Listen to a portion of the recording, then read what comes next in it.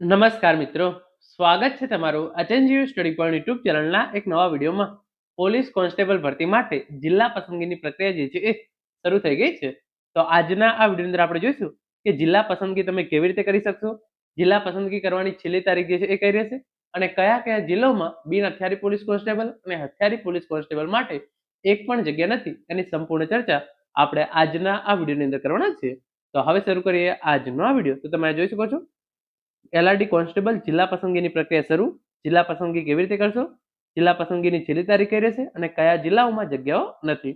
તો એના માટે સૌપ્રથમ તમે અહીંયા જોઈ શકો છો જે આ પ્રેસ નોટ જાહેર કરવામાં આવી હતી એ પ્રમાણે જાહેરાત ક્રમાંક GPRB/2023-24 અન્વયે બિન હથિયારી હથિયારી લોકરક્ષક તરીકે પસંદગી થયેલ ઉમેદવારોને શહેર જિલ્લા ખાતે ફાળવણી કરવા સારું ઉમેદવારો પાસેથી તારીખ 8/1/2026 બપોરે જે છે એ 1 વાગ્યાથી તારીખ 12/1/2026 રાતે 12 વાગ્યા સુધી જે છે એ 2 શહેર અને 3 જિલ્લા એમ કુલ 5 વિકલ્પ વેબસાઇટ ઉપર જે છે એ મંગાવવામાં આવે છે. તો તમે ઓજસની વેબસાઇટ પર જઈ તારીખ 8/1/2025 થી તારીખ 8/1/2026 થી તારીખ 12/1/2026 દરમિયાન જે છે એ જિલ્લા પસંદગી આપી શકો છો. તમારે કોઈ પણ બે જે છે એ શહેર પસંદ કરવાના રહેશે અને 3 જે છે એ જિલ્લા પસંદ કરવાના રહેશે. એમ તમારા જોડે જે છે એ કુલ 5 ઓપ્શન જે છે એ માંગવામાં આવેલા છે. તો તમારે જે છે એ જિલ્લા પસંદગી કરવા માટે સૌપ્રથમ જે છે એ ઓજસની વેબસાઇટ છે એના પર જતું રહેવાનું છે.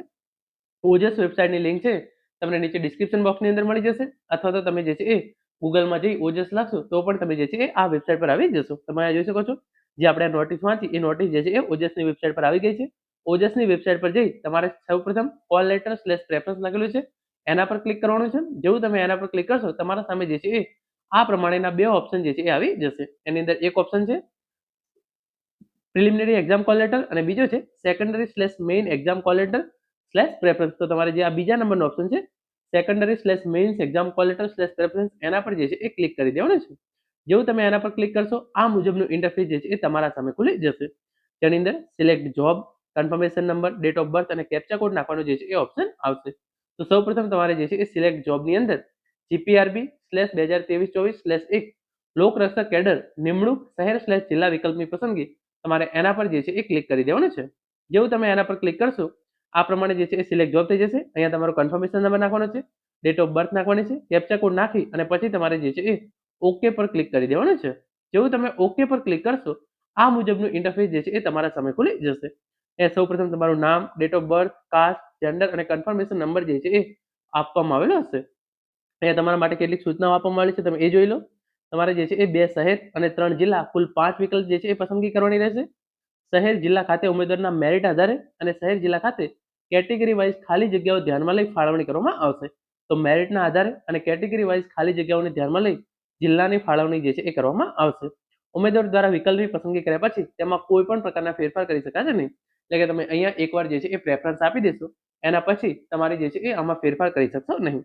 અને ઉમેદવાર દ્વારા આપવામાં આવેલ વિકલ્પ મુજબના શહેર/જિલ્લા ખાતે જગ્યાઓના અભાવે અન્ય શહેર અને જિલ્લા ખાતે જે છે એ ફાળવણી કરવામાં આવશે. ફાળવણી અંગેનો નિર્ણય જે છે એ અત્રેની કચેરીનો રહેશે. તો તમે જે છે એ પસંદગી કરો છો, પરંતુ જે છે એ તમે જે જિલ્લાની પસંદગી કરી છે એની જગ્યાઓ જો પૂરી થઈ જશે તો તમને જે છે એ બીજો જે છે એ જિલ્લો ફાળવવામાં આવશે. તો સૌપ્રથમ તમારે શું કરવાનું છે, તમારા મોબાઈલ નંબર કે ઈમેલ આઈડી પર જે ઓટીપી આવે એ ઓટીપી તમારે અહીંયા નાખવાનો છે. પછી તમારે જે જિલ્લાની અંદર જવું હોય એટલે કે તમે જે સૌથી વધારે જિલ્લાની અંદર જવા માંગતા હોય એને જે છે એ પહેલા નંબરે પસંદ કરવાનું છે, પછી બીજા નંબરે, ત્રીજા નંબરે, ચોથા નંબરે અને 5મા નંબરે. તો આ પ્રમાણે તમારે જે છે એ 5 જિલ્લા જે છે એ સિલેક્ટ કરી લેવાના છે. અને પછી તમે જોઈ શકો છો ખાસ સૂચના જે છે આપવામાં આવેલી છે. હથિયારી પોલીસ કોન્સ્ટેબલ્સ વર્ગમાં અમદાવાદ ગ્રામ્ય, દાહોદ, તાપી, સુરેન્દ્રનગર, ગીર સોમનાથ, ભાવનગર, બનાસકાંઠા અને પાટણ જિલ્લામાં ખાતે જગ્યા ઉપલબ્ધ નથી. તો જે હથિયારી પોલીસ કોન્સ્ટેબલ છે એની અંદર જે છે એ અમદાવાદ ગ્રામ્ય, દાહોદ, તાપી, સુરેન્દ્રનગર, ગીર સોમનાથ, ભાવનગર, બનાસકાંઠા અને પાટણ જિલ્લા ખાતે એક પણ જગ્યા છે નહીં. તો તમારે જે છે એ ખાસ ધ્યાન રાખવાનું છે. તમારે જે છે પછી અહીંયા જે છે એ ટીક મારવાનું છે અને પછી સેવ એન્ડ લોક પ્રેફરન્સ છે એના પર જે છે એ ક્લિક કરી દેવાનું છે. તમે એકવાર સેવ એન્ડ લોક પ્રેફરન્સ પર ક્લિક કરી દેશો એના પછી તમે જે છે એ પસંદગી ક્રમની અંદર જે છે એ ફેરફાર કરી શકશો નહીં. તો આ પ્રમાણે તમારે જે છે એ યોગ્ય રીતે જિલ્લા પસંદ કરી લેવાના છે. કયા કયા તમે જોઈ શકો છો આ જિલ્લા છે તમે એમાં જે છે એ જગ્યા પસંદ કરી શકશો. આ તમામ જિલ્લાઓનું તમે જે છે એ જોઈ શકો છો. આમાંથી તમે જે પણ જિલ્લાની અંદર જે છે એ નોકરી મેળવવા માંગતા હોય એ તમે જે છે એ પસંદ કરી શકશો. બિન હથિયારી પોલીસ કોન્સ્ટેબલ માટે જે છે એ જુનાગઢ, ગીર સોમનાથ, ભાવનગર, બનાસકાંઠા અને પાટણ આ 5 જિલ્લાઓની અંદર જે છે એ જગ્યા ઉપલબ્ધ નથી. તો કયા કયા જિલ્લાઓની અંદર જગ્યા ખાલી નથી એના માટે તમે જોઈ લો. જુનાગઢ, ગીર સોમનાથ, ભાવનગર, બનાસકાંઠા અને પાટણ ખાતે બિન હથિયારી પોલીસ કોન્સ્ટેબલમાં એક પણ જગ્યા નથી. જ્યારે આપણે હથિયારી પોલીસ કોન્સ્ટેબલની વાત કરીએ તો અમદાવાદ ગ્રામ્ય, દાહોદ, તાપી, સુરેન્દ્રનગર, ગીર સોમનાથ, ભાવનગર, પાટણ અને બનાસકાંઠા આ જિલ્લાઓની અંદર જે છે એ હથિયારી પોલીસ કોન્સ્ટેબલની જગ્યાઓ જે છે એ છે નહીં. તો આ પ્રમાણે જે છે એ આટલા જિલ્લાઓની અંદર એક પણ જગ્યા જે છે એ ખાલી છે નહીં. આનું તમારે જે છે એ ખાસ ધ્યાન રાખવાનું છે. અને તમે જે છે એ 12 તારીખ સુધીમાં જે છે એ જિલ્લા પસંદગી આપી શકો છો. તો 12 તારીખ સુધીમાં ચોક્કસથી તમારે જે છે એ જિલ્લા પસંદગી આપી દેવાની છે. તો મિત્રો આ હતો આજનો વિડીયો, જેની અંદર આપણે જિલ્લા પસંદગી તમે કેવી રીતે કરી શકો છો, એની છેલ્લી તારીખ કઈ રહેશે એ, અને તમારે જે છે એ કયા કયા જિલ્લાની અંદર જગ્યાઓ ખાલી નથી એના વિશેની સંપૂર્ણ ચર્ચા કરી છે. આશા રાખું છું આજનો આ વિડીયો જે છે તમને ચોક્કસથી ઉપયોગી થશે. Thank you so much for watching.